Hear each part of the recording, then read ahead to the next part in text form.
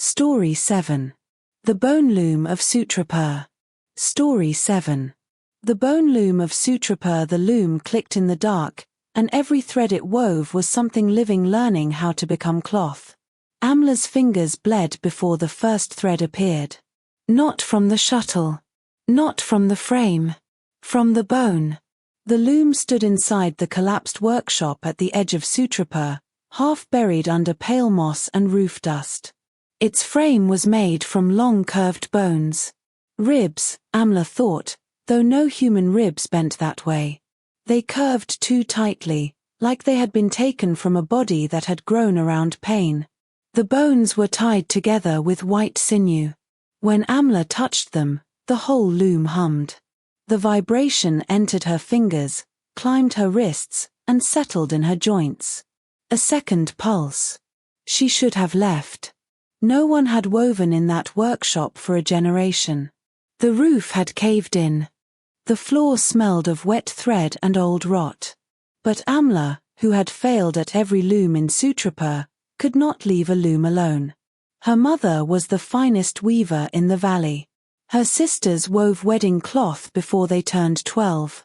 Amla's hands had never found rhythm. Her shuttles slipped. Her threads tangled. Her cloth came out crooked, embarrassed, unusable. This loom waited for failed hands. Saturday. The sinew threads tightened by themselves. The shuttle was made from a shoulder bone. It slid through the warp before Amla touched it. Her hands followed. For the first time in her life, rhythm came to her. No hesitation. No error. Over. Under. Pull. Beat. The cloth that emerged was impossible. It shimmered with colors that did not belong to dye. Bruise blue. Scab gold. Moonlit skin gray. When Amla touched it, warmth moved under the surface as if the cloth were breathing through hidden pores. After 1 hour, her knuckles ached. After 2, her fingers stiffened. After 3, she tried to open her hand and could not. The joints had curved into the shape of weaving. She looked at her hands. The skin had thinned. The veins stood up. The tendons pulled tight under the surface. Her hands had aged 10 years. The loom clicked once. Waiting. Amla went home and hid her hands inside her sleeves. That night, she dreamed the cloth had been spread over the whole village. Every house wore a strip of it. Every sleeping person breathed beneath it. And somewhere under the fabric, something with no mouth thanked her. The next morning, the loom had threaded itself. She wove for 2 hours. The cloth grew longer. Richer. Red like fresh blood. Yellow like exposed bone.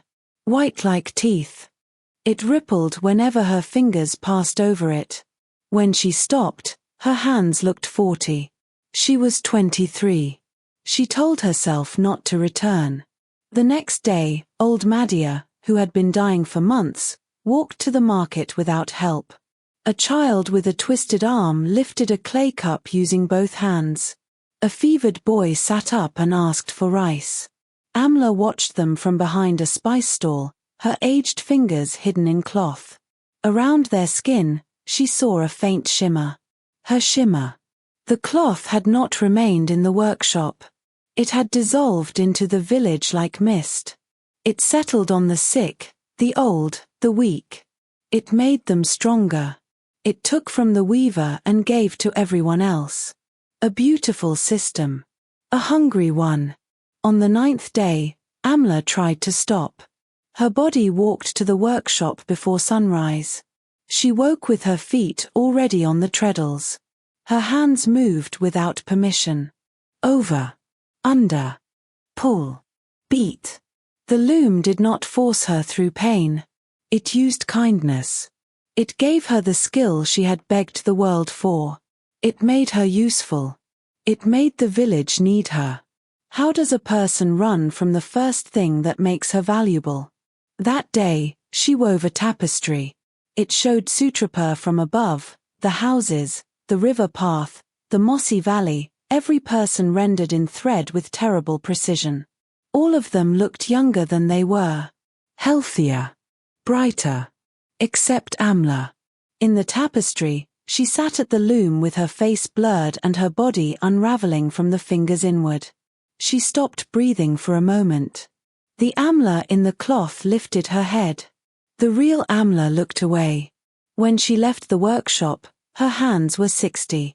Her knees cracked. Her spine bent. She limped past children who ran for the first time in months. On the 20th day, she found the previous weaver. The bones lay behind the loom, arranged in a sitting position. Hands curved around an invisible shuttle. Spine bent forward. Skull tilted toward the frame. But the bones were not entirely bone. Cloth had grown over them. Thread crossed the ribs.